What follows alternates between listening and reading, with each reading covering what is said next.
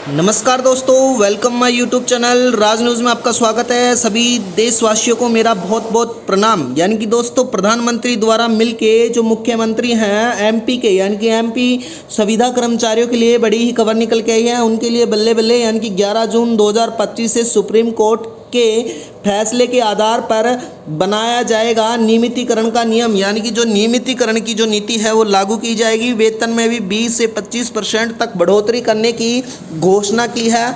यानी कि एमपी के मुख्यमंत्री जी ने, यानी कि केंद्र सरकार, यानी कि एमपी के जो एमपी के संविदा कर्मचारी हैं उनके लिए बहुत ही महत्वपूर्ण खबर लेके आया हूँ। वीडियो में बने रहना, चैनल को सब्सक्राइब कर लेना।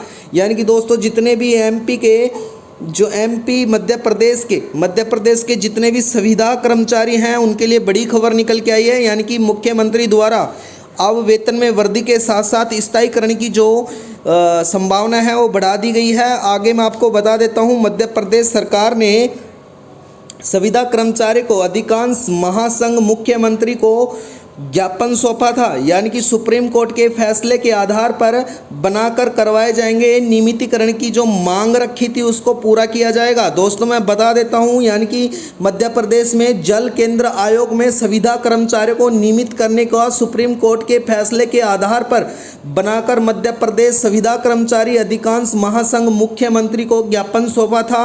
अब उसको रेगुलर रखते हुए महासंघ के अध्यक्ष रमेश राठौड़ ने कहते हुए सुप्रीम कोर्ट ने संविदा कर्मचारी के हक में ऐतिहासिक फैसला सुनाया था।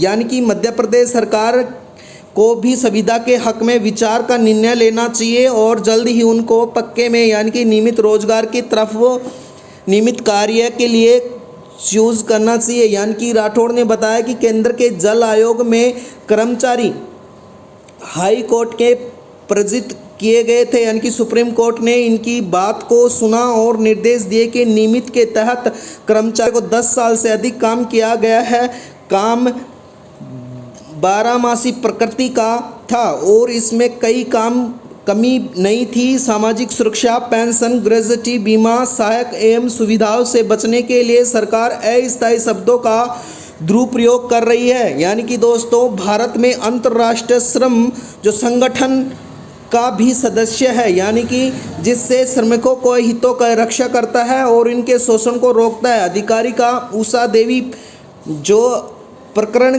को गलत व्याख्या करती है, यानी कि उषा देवी ने जजमेंट किसी के दंड को देने नहीं दिया, लेकिन बल्कि अब डोर एंट्री को रोकना होगा। यानी कि पद की योग्यता रखने वाले सालों में काम कर रहे संविदा कर्मचारियों को नियमित करें। यानी कि सरकार ने, राठौड़ ने कहा कि हम मुख्यमंत्री, मुख्य सचिव और प्रमुख सचिव, सामान्य प्रशासन विभाग और वित्त विभाग को ज्ञापन सौंप देते हैं। यानी कि अब सुप्रीम कोर्ट के फैसले के आधार पर मध्य प्रदेश में संविदा कर्मचारियों को नियमित करें और नियमित कर्मचारियों के समान ही हमारे को सुविधा मिलनी चाहिए, ये मांग रखी थी, उसको सरकार अब जल्दी ही पूरा करने जा रही है। दोस्तों, मैं बता देता हूँ, एमपी आउटसोर्सिंग जो कर्मचारी हैं कब परमानेंट होंगे। यानी कि मध्य प्रदेश सरकार ने संविदा कर्मचारियों को 50% पदों पर आरक्षण देते हुए ऐतिहासिक फैसला लिया है, जिसमें 5 साल की सेवा पूरे करने वाले जो आउटसोर्स या संविदा कर्मचारी हैं उनको स्थायी किया जाएगा। या स्पष्ट रूप से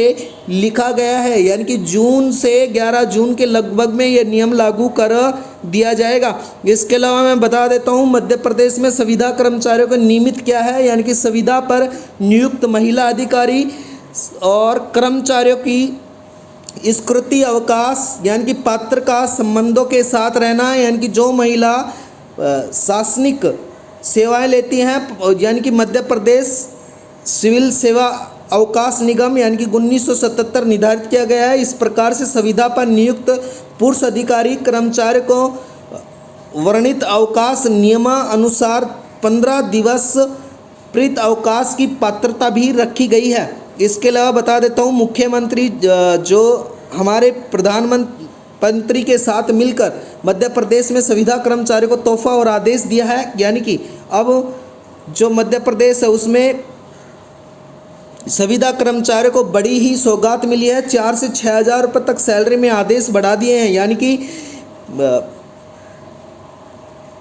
पीएम के संविदा कर्मचारियों में यानी कि एमपी के जो संविदा कर्मचारी उनके वेतन में तोहफा मिला है। 33 दिन का हड़ताल के बाद आखिरकार फ़ायदा मिला है। सरकार ने अब 6,000 रुपये तक की बढ़ोतरी की है।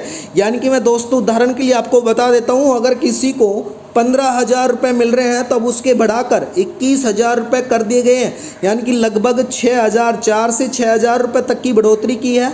यह बड़ा नियम निकल के आया है। यानी कि मध्य प्रदेश सरकार ने, मुख्यमंत्री जी ने, यानी कि हड़ताल और बार बार आंदोलन, धरना प्रदर्शन के कारण अब नियमित जो रोजगार है उसमें भी ध्यान देते हुए सरकार जल्दी नियमितीकरण लागू कर सकती है। इसके अलावा जो न्यूनतम वेतन है उसमें भी बढ़ोतरी और सैलरी के अंदर, वेतन के अंदर 4,000 से लेके 6,000 रुपये तक की बढ़ोतरी की जाएगी। यह बड़ी खबर निकल के आई है। प्रधानमंत्री जी द्वारा और एमपी के मुख्यमंत्री मिलकर यह घोषणा करने वाले हैं। दोस्तों वीडियो में बनने के लिए धन्यवाद। राज न्यूज़ को सब्सक्राइब करना। रोज़ हमारी इसी प्रकार से नई नई अपडेट आपको बताई जाती है। धन्यवाद दोस्तों, वीडियो में बनने के लिए आपका बहुत बहुत आभार।